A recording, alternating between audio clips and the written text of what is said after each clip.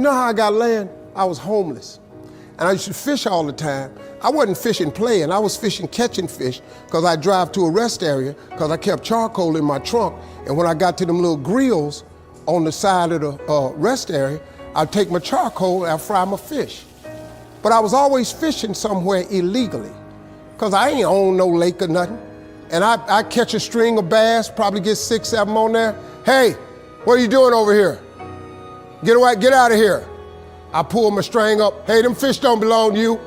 Let them fish go. I got to take all them fish off the hook and throw it back in the water. He didn't know, man, that I'm trying to eat, but I can't break no law, so I got to go on about my business. So first thing I said, I told God, I said, when I get me some money, I'm going to buy me a piece of land. Because I just want a piece of land where can't nobody run me off. I just want something I can stand on.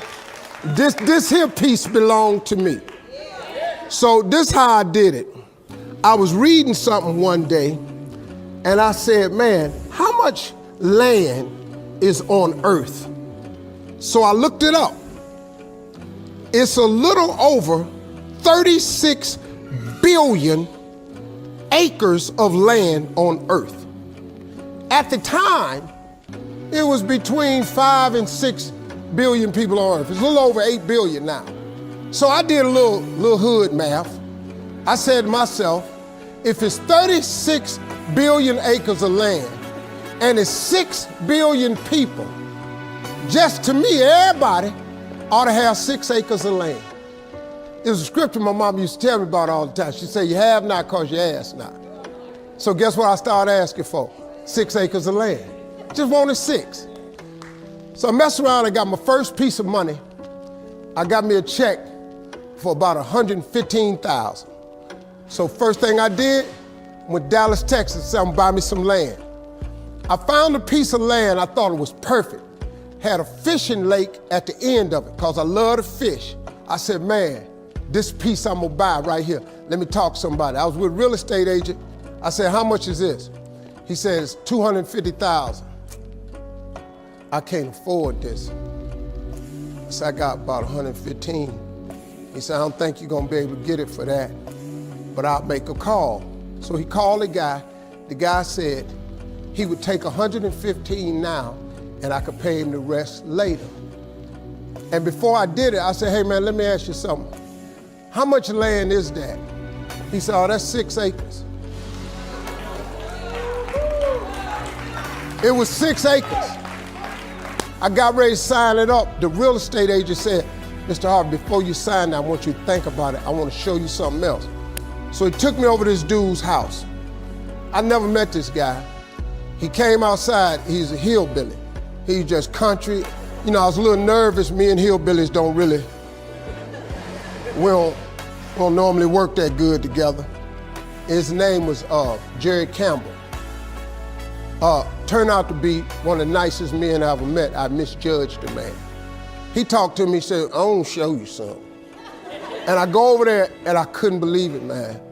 It had rolling hills on it. It had 4 lakes on it, fishing ponds. I said, man, look at this right here. How many acres is this, man? He said, 16 acres. I said, man, I can't afford nothing like that.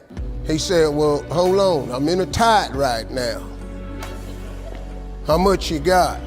I said, well, I was gonna do this other piece of land. I got 115 I'm gonna pay now. And if you give me a year to pay out the rest of it, I could buy it from you like that. He said, tomorrow morning, if you bring me a $115,000 check, I'm gonna give you this land. So I got the 16 acres of land the next day. So I said, wow, that's how it worked. You have not because you ask not. I asked for 6. Soon as I was gonna buy the 6, he put some grace on it. Next thing you know, I got 16 for the same money. So I got to thinking. I got a couple partners in Cleveland that's locked up.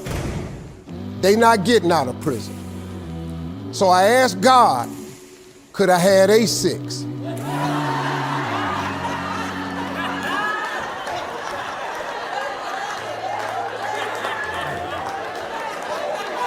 They not getting out. They got 6 coming. Hey, Lord, can I have A6? So you know what he did? Some land opened up next to it. I bought 18 more acres. I bought it. So I went back up to Cleveland. I was hanging out one day. My boys was on the corner.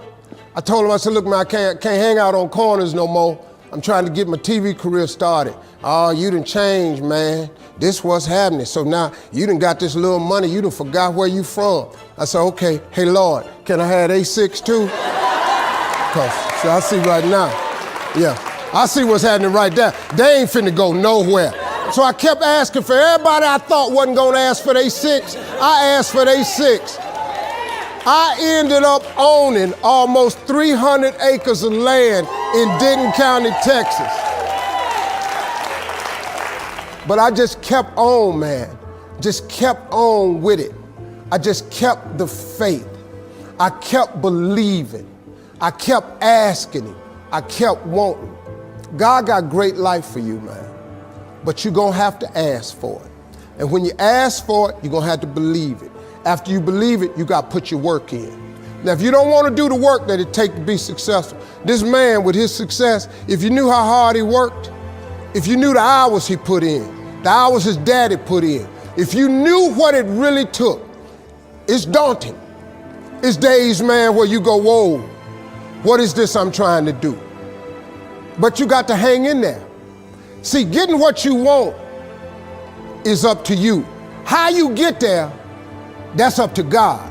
See, the problem with you is you trying to figure out how to do something. Listen to this. The how-to ain't none of your business. The Bible don't tell you to figure nothing out. It say ask, believe, and receive. Now, see, you keep going down these churches, they keep telling you this, but you ain't listening. I'm asking you to listen. You can turn your life around if you change your attitude. You change your attitude, you change your altitude. Stop sitting in here with a life of mediocrity when that ain't what God created you for. Now, you might not want this life. You might not want what it takes to get here. But if you want this life, you got to put in your work. You got to put it in. You got to stay prayerful. You got to never give up. You got to talk God every day. Now, if that ain't what you want to do, then good luck. You keep doing what you've been doing, you're going to keep getting what you've been getting. I would try something else if I was y'all.